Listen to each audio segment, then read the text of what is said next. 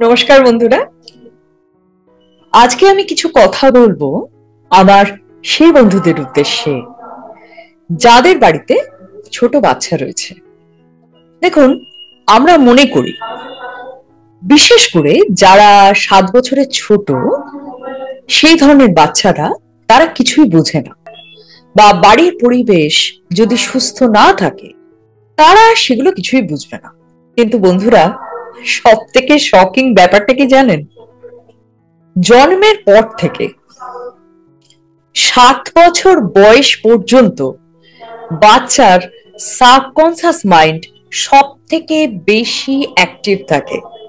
তার জ্ঞানত অথবা অজ্ঞানত যা যা কিছু তার মধ্যে যায়, মানে তার পারিপার্শ্বিক অবস্থার যা কিছু থাকে সেগুলো সমস্ত কিছু তার মধ্যে তখন ডাউনলোড হতে থাকে। কেন বলুন তো?